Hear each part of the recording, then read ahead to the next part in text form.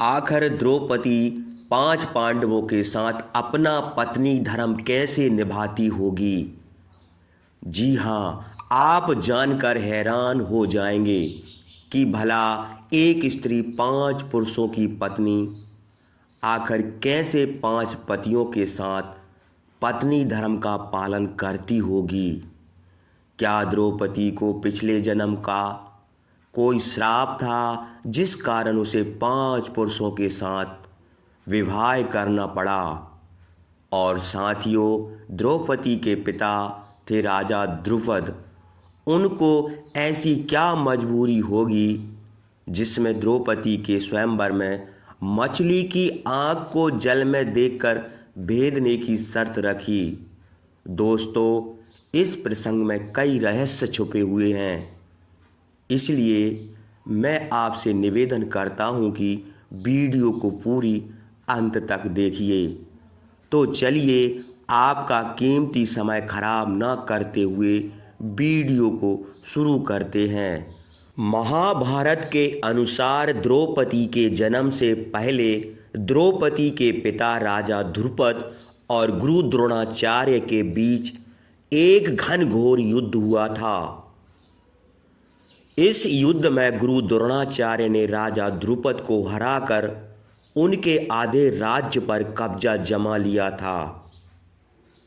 युद्ध में हारे हुए राजा द्रुपद ने गुरु द्रोणाचार्य से बदला लेने के लिए पुत्र प्राप्ति की इच्छा से एक बहुत बड़ा यज्ञ का आयोजन किया।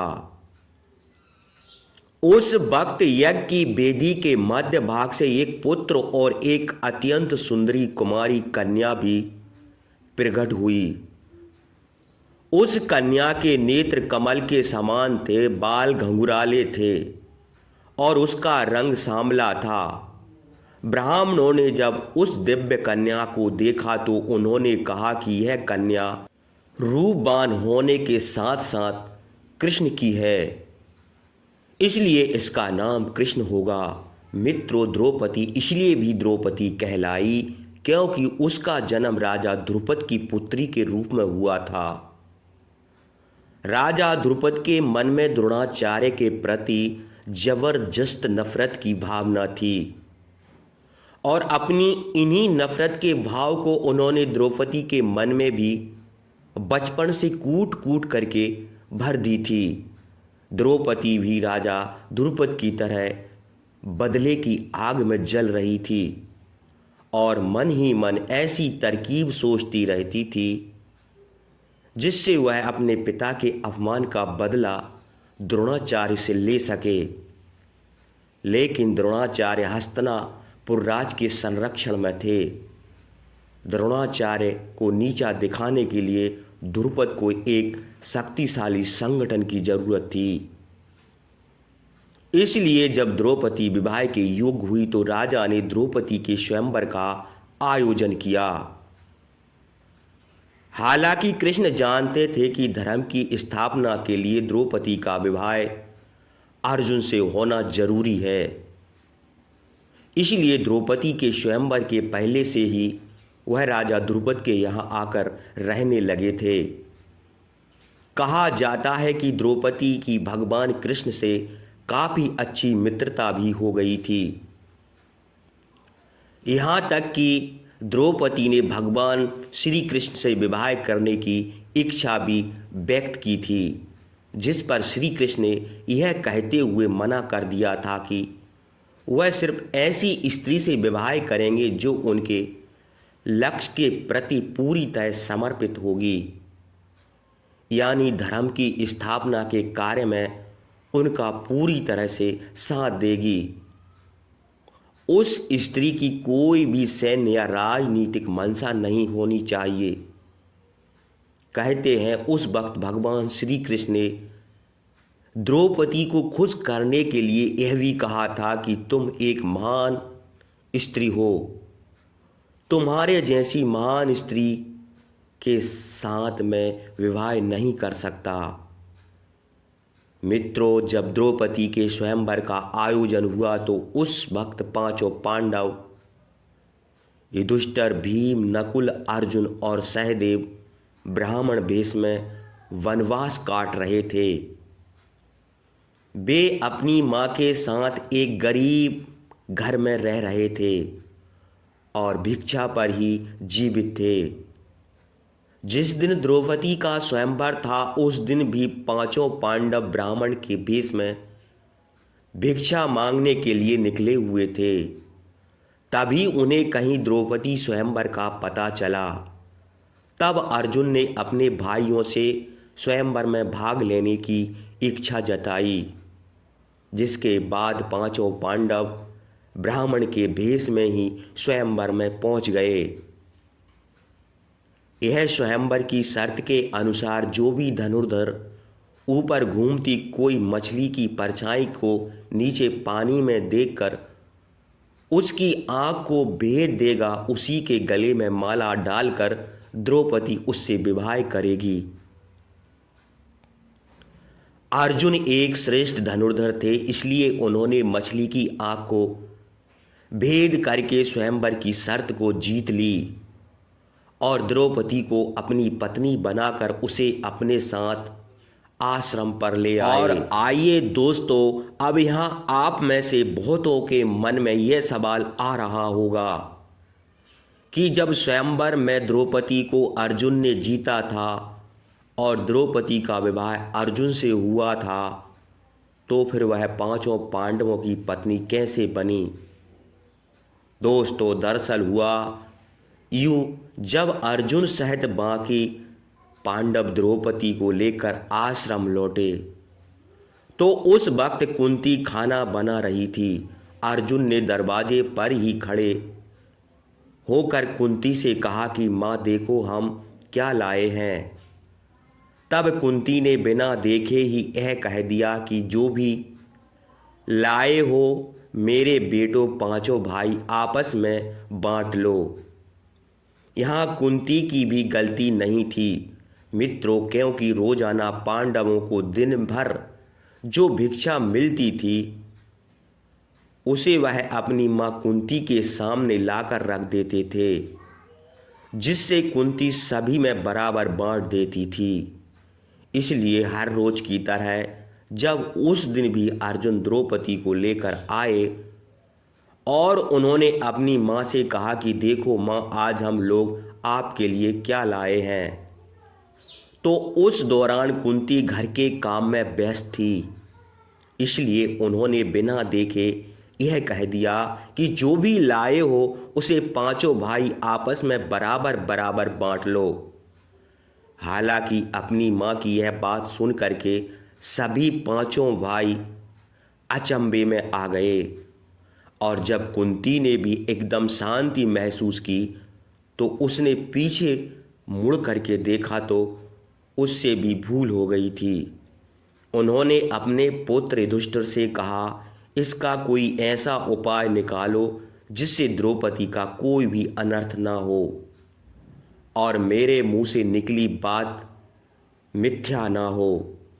हालांकि जब इसका हल युधिष्ठिर से भी ना निकल पाया तब पांडव अपनी माँ की बात को मान रखते हुए द्रौपदी से विवाह करने के लिए तैयार हो गए।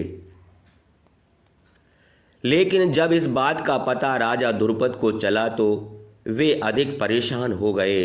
राजा द्रुपद की चिंता को दूर करने के लिए महर्षि व्यास ने राजा द्रुपद को द्रौपदी के पूर्व जन्म की कहानी बताई। महर्षि व्यास ने बताया कि द्रौपदी अपने पूर्व जन्म में एक ऋषि कन्या थी। वह रूपवती होने के साथ साथ गुणवती और सदाचार भी थी, लेकिन पूर्व जन्म के कुछ कर्मों के कारण द्रौपदी का विवाह नहीं हो पा रहा था। इसलिए द्रौपदी ने भगवान शिव की घोर तपस्या की और इस तपस्या से प्रसन्न होकर शिव जी ने द्रौपदी को मनचाहा वरदान मांगने के लिए कहा। तब द्रौपदी ने सोचा और विचार किया कि वरदान से उसकी सभी इच्छाएं पूरी नहीं होंगी, इसलिए उसने घुमा फिरा करके महादेव जी से वरदान मांगा। द्रौपदी ने महादेव जी से कहा कि हे प्रभु, मेरा विवाह किसी ऐसे व्यक्ति से हो जो धर्म का सबसे बड़ा ज्ञाता हो, जो सबसे अधिक बलवान हो, जो किसी विद्या में कौशल हो, जिसे नक्षत्रों का ज्ञान हो और जो सबसे अधिक सुंदर हो, रूपवान हो। द्रौपदी ने चालाकी दिखाते हुए यह 5 वरदान को एक वरदान बनाकर मांग लिया। हालांकि महादेव द्रौपदी के मन की बात को समझ गए थे, लेकिन उन्होंने द्रौपदी को पहले ही मनचाहा वरदान देने का वचन दे दिया था। इसलिए महादेव ने द्रौपदी से कहा कि तुम्हारी चालाकी को मैं भली भांति समझ चुका हूँ, इसलिए अब तुम्हें अगले जन्म में एक नहीं बल्कि 5 पति मिलेंगे और तुम 5 पतियों की स्त्री बनोगी। यह सुनकर के द्रौपदी और भी चिंतित हो जाती है और महादेव से प्रार्थना करती है कि हे दीनबंधु, मैं आपकी कृपा से केवल एक पति चाहती हूँ। इस पर शिवजी ने कहा, मेरा वरदान व्यर्थ नहीं जा सकता, इसलिए तुझे 5 पति प्राप्त होंगे। दोस्तों, यह सुनकर कि द्रौपदी बड़ी परेशान होती है और सोचती है कि मैंने तो एक ही पति में यह सारे गुण मांगे थे, लेकिन यह क्या हुआ कि यह 5 गुणों के अलग अलग पति मिलेंगे। इसी बात से द्रौपदी बड़े परेशान हो गई। दोस्तों, व्यास जी कहते हैं कि भगवान शिव के वरदान स्वरूप द्रौपदी को इस जन्म में 5 पति प्राप्त हुए। इस कहानी को सुनने के बाद राजा द्रुपद बेटी द्रौपदी का विवाह 5 पांडवों के साथ करने को राजी हो जाते हैं। हालांकि द्रौपदी अभी भी 5 पांडवों से विवाह करने को तैयार नहीं थी, लेकिन फिर द्रौपदी इस शर्त के साथ तैयार हो गई।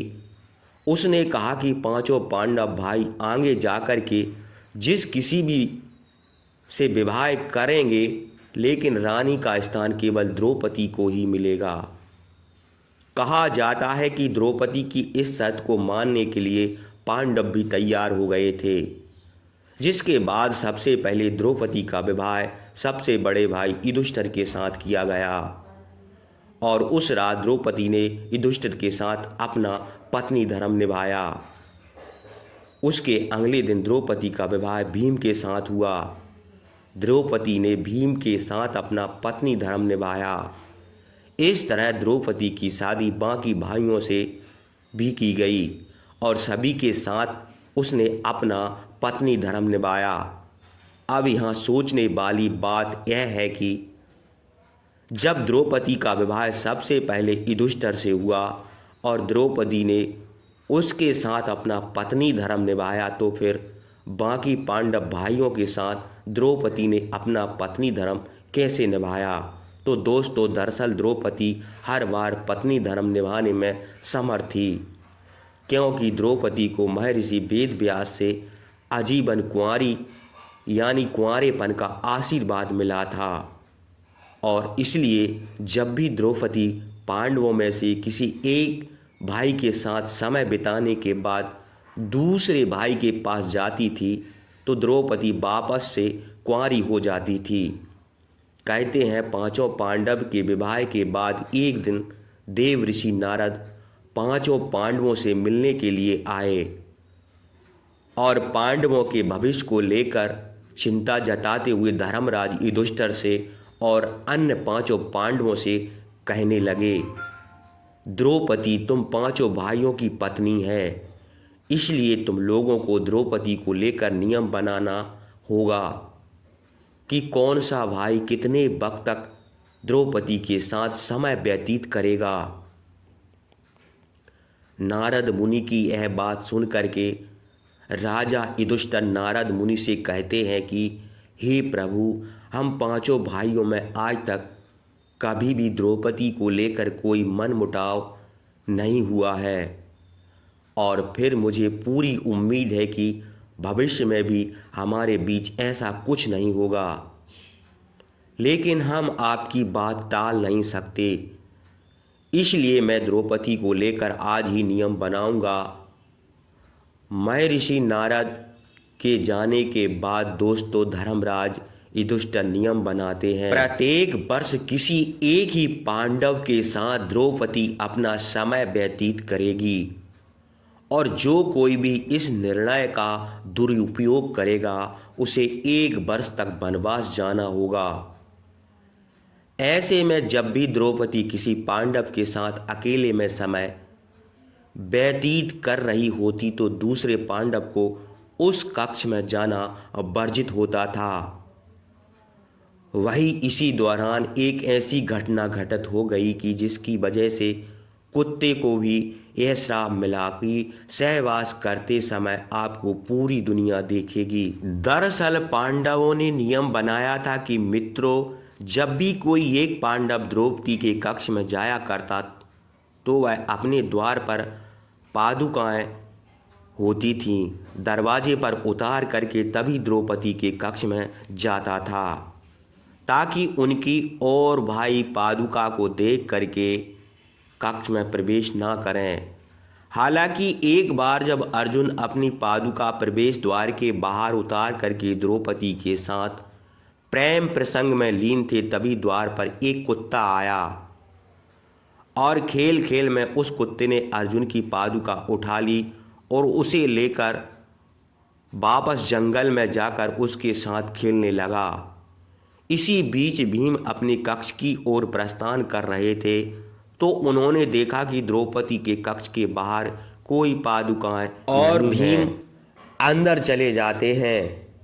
ऐसे में द्रौपदी इस बात से बहुत लज्जित महसूस कर रही थी और इतनी क्रोधित हो गई कि ऐसे में उसने क्रोध में आकर के कुत्ते को श्राप दिया कि जैसे आज मुझे भीम ने सहवास करते देखा, उसी तरह तुम्हें सारी दुनिया सहवास करते देखेगी। बस यही श्राप के चलते कुत्ते खुले में सहवास करते हैं। मित्रों, ऐसा भी बताया जाता है कि स्वर्ग यात्रा के दौरान जब द्रौपदी खाई में गिर जाती है, द्रौपदी की मृत्यु हो गई थी, तब भीम ने अपने बड़े भाई युधिष्ठिर से पूछा था कि द्रौपदी ने अपने जीवन में कभी कोई पाप नहीं किया, फिर हमारे साथ स्वर्ग क्यों नहीं जा सकी? इसका मतलब क्या है? युधिष्ठिर भीम से कहते हैं कि ये द्रौपदी हम 5 पांडव भाइयों में से सबसे ज़्यादा प्यार अर्जुन से करती थी, जिससे उसने हमसे छुपाया और यही वजह है कि स्वर्ग तक नहीं जा सकी। परंतु मित्रों, बताया यह भी जाता है कि द्रौपदी ने कर्ण के प्रेम का रहस्य भी छुपाया था। बताया जाता है कि द्रौपदी जब वनवास का 12वां वर्ष काट रही थी तो एक दिन 5 पांडवों के साथ जंगल से गुजर रही थी, जहां उन्होंने एक जामुन का वृक्ष देखा और उस जामुन के वृक्ष में जामुन का गुच्छा लटक रहा था। जामुन के गुच्छे को देखते ही द्रौपदी ने उसे तोड़ दिया। तभी वहां श्री कृष्ण प्रकट हो गए और उन्होंने द्रौपदी को बताया कि एक साधु अपने 12 वर्ष का उपवास खत्म करके उसे खाने वाला था। कृष्ण, तुम्हें साधु के श्राप का शिकार होना पड़ेगा। और इसी के साथ ही कृष्ण ने यह भी कहा कि यदि जामुन के वृक्ष के नीचे जा कर के तुम अपने जीवन का एक ऐसा सत्य बोलो जिसे तुमने सबसे छुपाया हो, तो उस पेड़ पर ये जामुन का गुच्छा पुनः वापस जा कर के लग जाएगा। 5 पांडवों के एक एक बार सत्य बोलने के बाद जब बारी आई द्रौपदी की, तो उन्होंने भी श्री कृष्ण को बताया कि मेरे 5 पति मेरे ज्ञान इंद्रियों के समान हैं, लेकिन इतना शिक्षित होने के बावजूद मेरी वजह से मेरे पतियों को कितना कष्ट सहना पड़ा। जब ये सुनने के बाद भी जामुन के पेड़ पर वापस जामुन आकर नहीं लगा तो श्री कृष्ण ने द्रौपदी से पुनः कहा कि तुम अब भी कुछ छुपा रही हो। तब द्रौपदी ने 5 पांडवों और श्री कृष्ण को यह बताया कि जब मेरा विवाह नहीं हुआ था तब 5 पांडवों के अलावा एक पुरुष ऐसा भी था जिसे मैं 5 पांडवों से भी अधिक प्रेम करती थी, और वह पुरुष कोई और नहीं था बल्कि अंगराज कर्ण था। केवल एक सूद पुत्र होने की वजह से मैंने उनसे विवाह नहीं किया। द्रौपदी का यह सच सुनते 5 पांडव काफ़ी हैरान रह गए और श्री कृष्ण के वादे के अनुसार जामुन का गुच्छा वापस वृक्ष पर लग गया। तो मित्रों, यह थी द्रौपदी के चरित्र की सच्चाई। द्रौपदी का कैसा चरित्र रहा और पांचों पांडवों के साथ कैसा कैसा रिश्ता रहा और कितने कितने समय तक क्या रिश्ते रहे और कैसे पांचों पांडव